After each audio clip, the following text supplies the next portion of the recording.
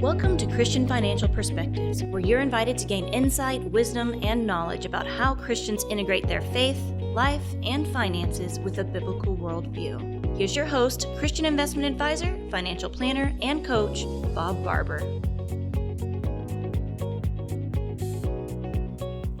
Welcome to another episode of Christian Financial Perspectives. We're so glad you joined us today, whether you're watching this video online or you're listening in on one of the many podcast directories. We're so glad you've decided to join us. And Bob, what do we have for today? Well, today, Shawn, we have do-it-yourself investing and the 10 flaws of do-it-yourself investing.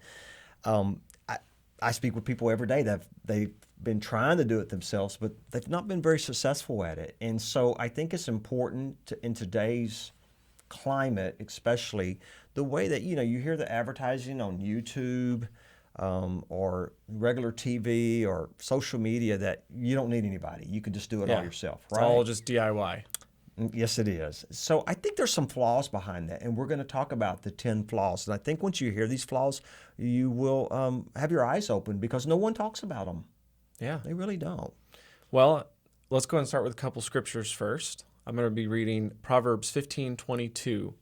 Plans fail for lack of counsel, but with many advisors, they succeed. It's one of our favorite verses here. It is. We quote it a lot around here, but I think it's a very good one, especially for today about doing things yourself and all alone. And that doesn't apply just to investing either. That scripture is great for really anything in life, that you should always seek wise counsel, whether it's investments, legal, tax, something not related to finance at all. Yeah. But seek wise counsel. And then the second scripture is Ecclesiastes 4:10, which states, if either of them falls down, one can help the other up, but pity anyone who falls and has no one to help them up. And I like a little bit of the rest of that scripture that talks about two are better than one. That's right. And I do believe that. And it's interesting. I don't believe 1 + 1 = 2. I believe 1 + 1 = 3 in this way of talking. I mean, I know math is 1 and 1 is 2. Sure. But when you get two minds together or even three minds together, it's like having five minds because you're bouncing off each other. Yeah. Different wisdom. The synergy of having multiple people working together is greater than the parts. So let's get into the first flaw of the 10 flaws is a lack of long-term everyday experience. I think experience really comes with investing and financial planning, and it takes a long time. I know, Shawn, I've been doing this for 38 years, and I'm still learning. Yeah. After all that time. Believe it or not, after 8 years, I'm still learning too. Yeah. But that's definitely a good one. Just having that experience of doing it, as a career, as a job is, there, like you said, there's still so much to learn, but you also learn a lot doing that all the time. Over and over. Yeah. And repetition. And for most people, the average investor that's DIY, it's not something that you're doing every day. It's something that, as an investor, you're maybe once a day or once a week. I don't, it depends on the person, how often they look. But I can't stand these commercials where it shows somebody doing trades while they're at their workplace or during a lunch break. Come on. This is God's money. It belongs to Him, and He's looking at us to be good managers. How can you be a good manager playing it like that? Yeah. Well, I think the biggest distinction with that is, for those of you who hopefully we've got your interest now on DIY investing, but there's a big difference between investing and trading. You see these commercials that talk about show how easy it is. Oh, just do it on your lunch break. Absolutely. You can trade. You can make trades very quickly and many times within a couple minutes.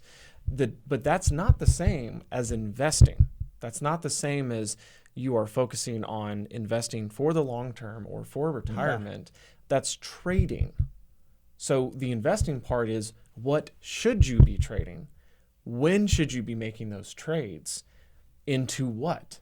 That's the hard part of the investing, not the trading part. That's just technology. So when they talk about investors today or investors this hour, they're not talking about investors. They're talking about traders. Yeah. Or I always say it's a T-R-A-I-T-O-R. They're traders. Okay. The second flaw of doing-it-yourself investing is actually most people don't realize this, is lower long-term returns. You know, the average returns are actually much lower.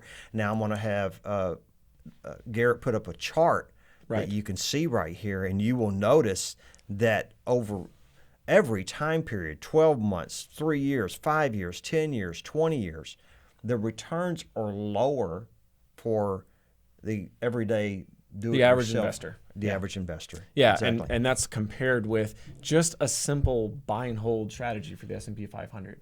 That the average investor underperforms a simple buy and hold strategy consistently. Yeah. So when you look at that and say, well, I don't want to hire an advisor because I don't want to pay a fee. Okay, well, at the very least, then don't try to do it yourself. You should do a buy and hold strategy. Like I said, Shawn, many times you'll hear us say this today. We should have had a degree not in finance but in psychology as well. Amen. Which leads to the third flaw of doing it yourself, and that is emotional decision making those decisions on emotions. And if you've listened to the podcast very long, you know that I'm always saying emotions and finance mixed together like oil and water. You just shouldn't do it. So they don't mix. They do not. They don't mix. And we're going to put a chart on screen that shows the emotional investor chart, or like the market of emotions. Okay, that's a good idea to put that just up there. because I think it's good when you look at this chart and you see as people are getting more and more excited and you're getting almost buy euphoria and everybody wants to buy. Well, that's typically the point where it's increasing the chances that markets are probably about to have a pullback of some kind, some sort of correction.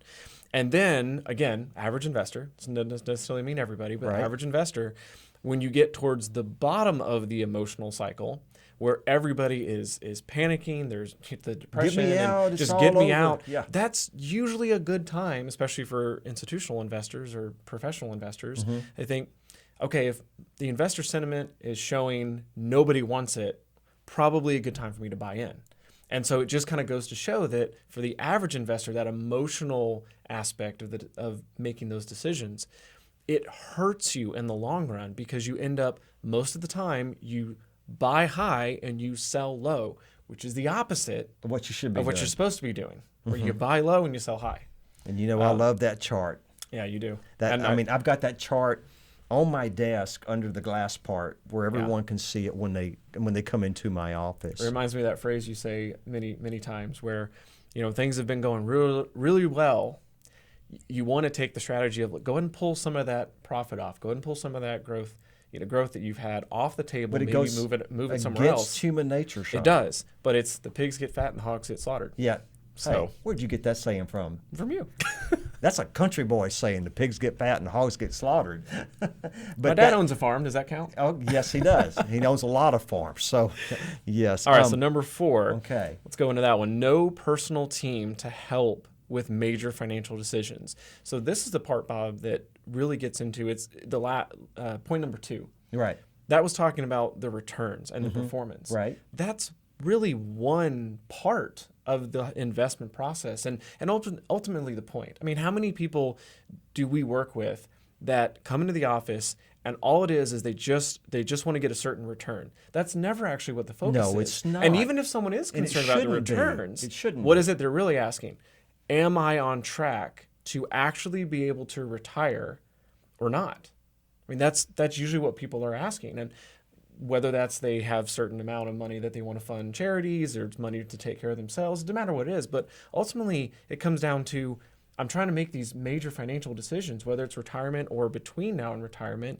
And when you're doing it yourself, who are you going to talk to about that? And I'm talking about major financial decisions that I deal with every day from clients that give me a call too. Yeah. Should I sell this home? Should I buy this home? What about buying this car? What about taking this big vacation? And how is that going to affect your portfolio? Right. Yeah. And when you're doing it yourself, who are you bouncing that off of? Maybe your spouse, but your spouse doesn't have the experience in that unless. I mean, I'm not saying that a do-it-yourself investor, if they're 70 years old, maybe they could, but usually it's interesting. As they get older, they realize they need help. Yeah. It's the younger that doesn't realize that. Back to number 3, Bob, not having a team to talk to, that emotional aspect of it can also tie into you're trying to make this decision of should you go on that cruise? Should you buy the new car? you're emotionally invested in that decision. When you're talking to a third party, when you're asking a trusted advisor, That's right, they're not emotionally invested in whether or not you should go on the cruise or the car, because it's not going to affect them. What an advisor in that case is doing is trying to help you determine from a mathematical perspective and for your long-term goals, is this going to hurt it, or is it something that you can manage? That's where the decision is being made. So yeah, your spouse usually is a great person. You should always talk to your spouse.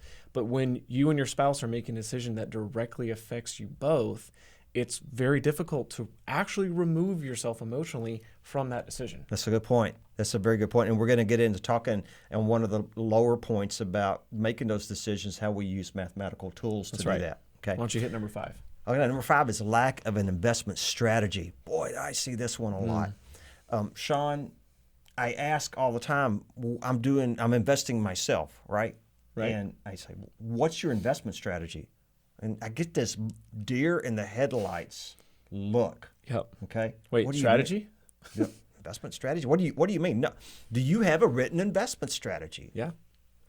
As to what you're going to do during this market, or what you're going to do during a down market or an up market? What's your investment strategy?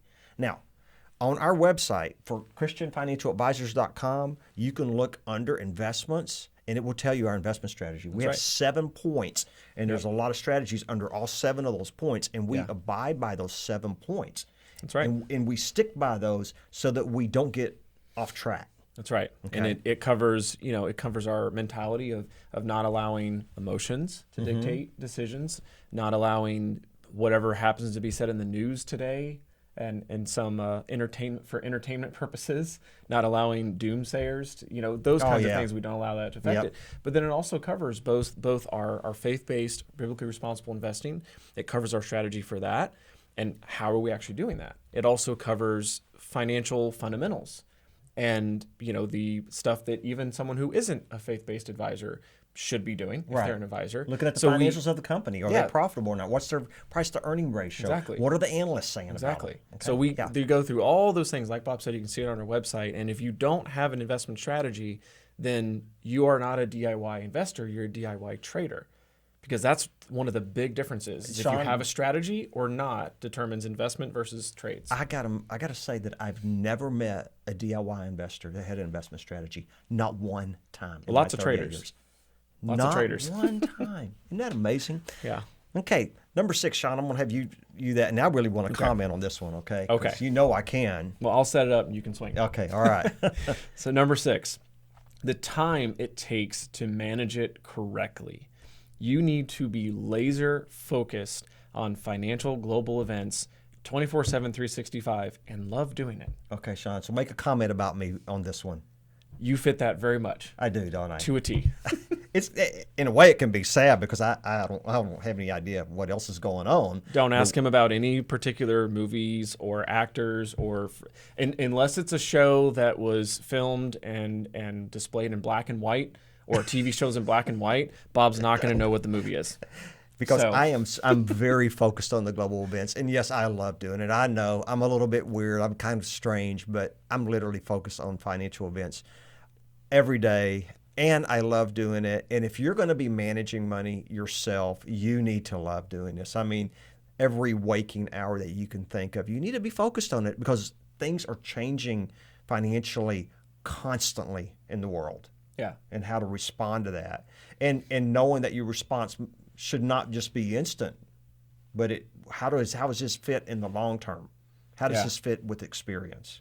Okay? I mean, speaking of that, I can speak personally that even though I've only been an advisor 8 years, and I have been working very hard to learn everything that I can and to more or less train myself to be doing this 24/7, 365, I hope in another 10 or 15 years that I could be a little closer to where Bob's at now. I mean, there are times where we talk and thinking, this is just like a habit, second nature, almost like instinct. It comes muscle memory. Because, thank you. That's what I was trying to think of. Yeah. It's almost like a muscle memory because you've been doing it so long that it's just part of every day. It's just part of how you operate. It doesn't shake me. Yeah. I've seen it. But it takes time to do that, and Yeah. it takes consistency in doing that. before you can get to that point. I got to admit it does, and I'm still learning. Like I said, I've been doing this for 38 years, and I'm still learning a lot.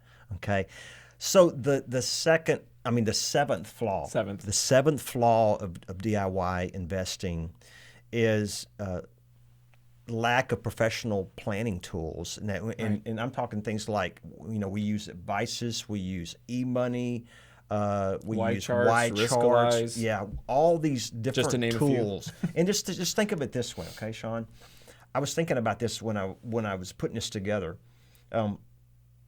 A guy that trims out a home, okay? He's got all his tools. He's got his trim, he's got his nail gun, the proper nail gun, okay? Right. Not just any nail gun, but he's got a nail gun, because you use a different nail gun for framing than you do for trimming, okay? He's got just like the saws, and he understands how to work all those tools.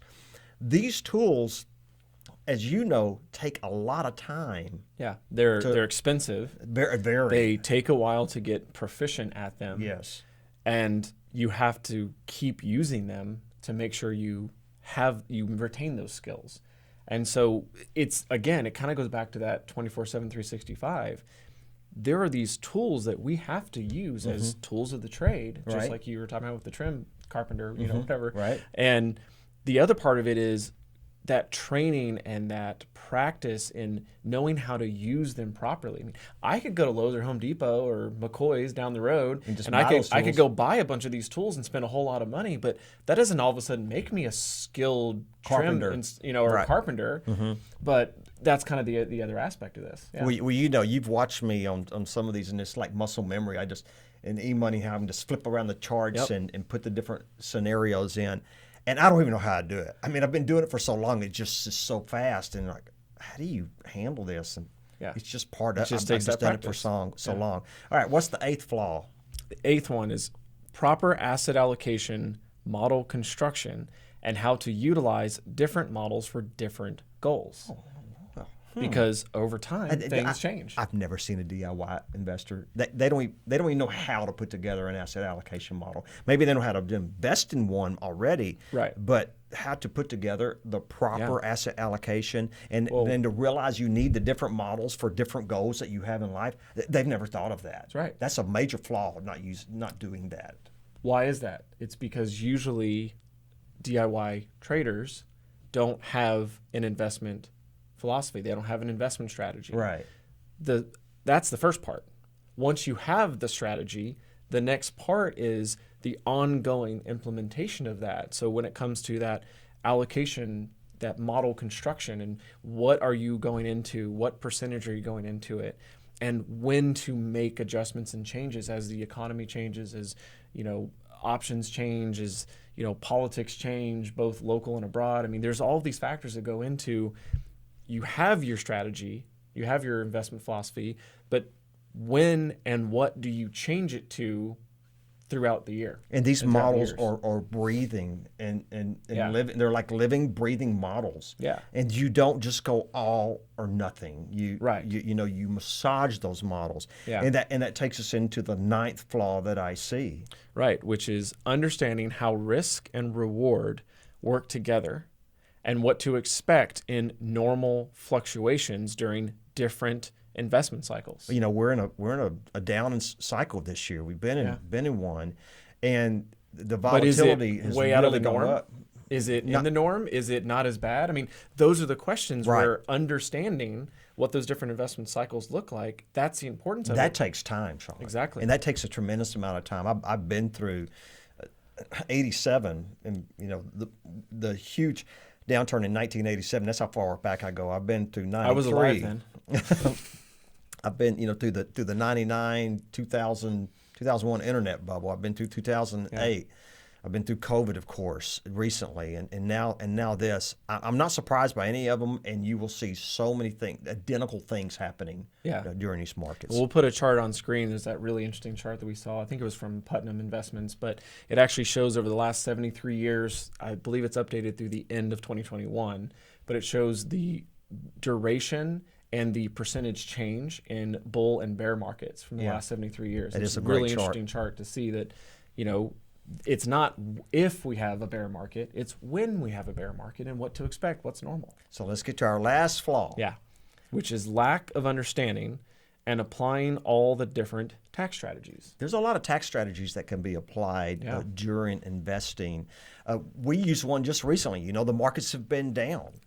There's a lot of unrealized losses in the market. So we reached in and we took those losses, but the way to do that is you have to take your losses and immediately get back into the markets.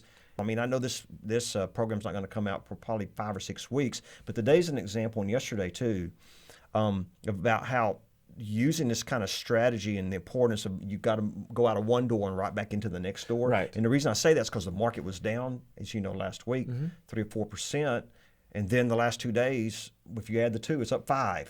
Right. So you can't be out of the market, but we took those losses for 31 days, and we have to go by the wash rules. We can't go back into that same portfolio. It's complicated, and I'm not going to go through all of it here, but that's using the different tax strategies, and nobody likes paying taxes, Shawn. Nope. I've never met anybody. Hey, no matter little pay, they pay. Okay. Jesus said, give to Caesar what is Caesar's. Yes, he did. But don't give Caesar 1 cent more than you have to. Yeah. Give exactly what you owe and no more. So that does it today for our 10 flaws of DIY or do-it-yourself investing, okay? And after hearing this, you may think, I think I want to hire a fiduciary-based advisor. Don't hire a commission-based advisor. Whatever you hire a fiduciary-based advisor where you're paying them, they're not getting paid by what they put you in, so be very careful of that. And we would be glad to talk to you about coming alongside you and becoming a partner with you. That's the way it basically works. We're not getting paid by what we put you in. There's no commissions here at all. That's right. We get paid a flat percentage per year, and whether we make 1 trade or we make 100 trades, it doesn't matter what particular investments we choose. It doesn't change what we are compensated. And that's ultimately what a fiduciary advisor is. They don't have a conflict of interest with, I want to recommend this product to you because I get paid more. Right. What they recommend shouldn't change what they get paid. We do well when you do well, and when you don't do well, we don't do well. So we have a vested interest in how all of our clients do. So here's our phone number to give us a call. You can call us or you can text us during business hours. It's 830-609-6986, and we serve nationwide, customers nationwide. And you can go to our website. You can spell out ChristianFinancialAdvisors.com, or you can abbreviate and just go ChristianFA.com, and that'll get you to our website. Well, that's going to do it for today. That's all. Thank you so much for joining us. God bless, and until next time. Thank you so much for watching. If you enjoyed that video, be sure to like and comment, and subscribe to our channel so you can get future updates. You can also follow us on social media, handle shown on screen. In the meantime, check out one of these other videos.